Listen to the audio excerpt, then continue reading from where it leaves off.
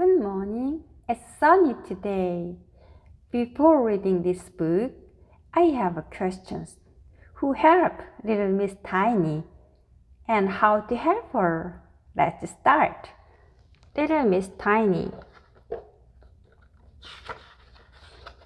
Little Miss Tiny was so extremely small, not very tall at all.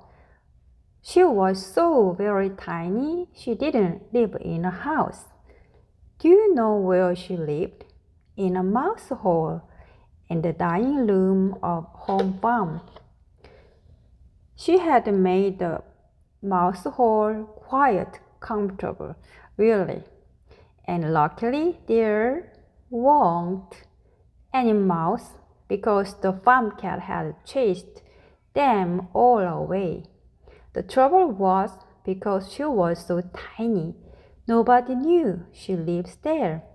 Nobody had noticed her, not even the farmer and his wife. So there she lived, all alone, with nobody to talk to. She was very lonely and sad, but dear.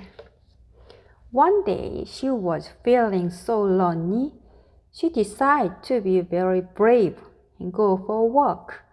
Out of her mouse hole she crept across the dining room and went through the crack in the door into the hole.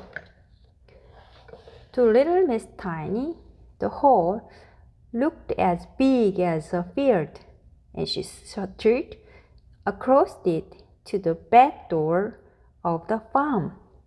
Luckily for her, the letter box was at the bottom of the door, and she squeezed herself through it and onto the doorstep. It was all very exciting. There, before her, was a farmyard. She went exploring. She came to doors with a gap at the bottom and ducked in underneath.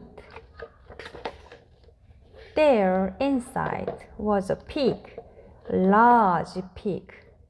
And if you're as small as Miss Tiny, a large pig looks very large indeed. Miss Tiny looked at the pig. Oink! He grunted and moved closer to inspect this little person who had entered his sty.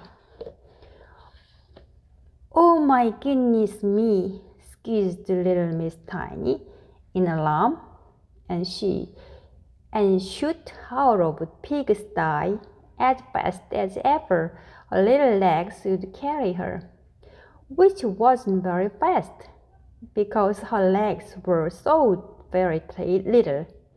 She ran right round to the back of the pigsty.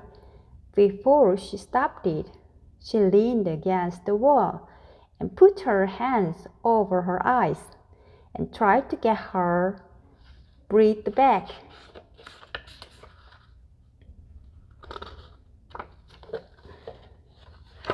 Suddenly she heard a voice, very close noise, and a sort of breathing noise. Very close indeed. Oh, she hardly dared take her hands away from her eyes. But when she did, she wished she hadn't. What do you think it was? There, right in front of her, looking at her with green eyes. Ginger, the farm cat. The poor little Miss Tiny. Ginger grinned, showing his teeth. Help! Shrieked Miss Tiny at the top of her voice. Oh, somebody help! Please help!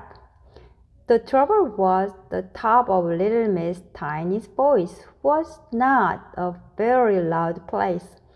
Ginger grinned, another grinned.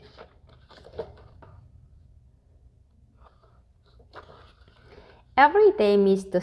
Strong went to the home farm to buy some eggs. He liked eggs lots of them. That day he was walking home across the farmyard when he heard a very tiny squeak. He started. There it was again. Round the corners, he looked around the corner and saw Ginger and the poor trapped little Miss Tiny. "Shh," said Mr. Strong to Ginger, and picked up little Miss Tiny very gently. "Hello," he said. "Who are you?" I'm Miss Tiny." "You are, aren't you?" smiled Mr. Strong. "Well, if I was as tiny as you, I wouldn't go wandering around the large farmyard." "But," said Miss Tiny, and told Mr. Strong about how she was so lonely she had to come out or find somebody to talk to. "Oh dear," said Mr. Strong. "Well, now, let's see if we can't find you some friends to talk to." Now, every week Mr. Strong collects little Miss Tiny and take her off to see her friends. There, 3 weeks ago, he took her to see Mr. Bunny, who told her so many jokes she just couldn't stop laughing all day. Hoo hoo hoo. 2 weeks ago, he took her to see Mr. Grady. He told her his recipe for his favorite meal. "But that's much too much to tiny little me," she laughed. Mr. Grady grinned. "For you," he said, "divide by 100. Last week, Mr. Strong took her to see Mr. Silly, and Mr. Silly shows her how to stand on your head. "That's very silly," giggled little Miss Tiny. "Thank you," replied Mr. Silly modestly. And guess who she met this week? Somebody who's become a special little friend. "I never thought I'd ever meet anybody smaller than myself," laughed Mr. Small. Little Miss Tiny looked up at him and smiled. "You wait till I grow up," she said. Thank you.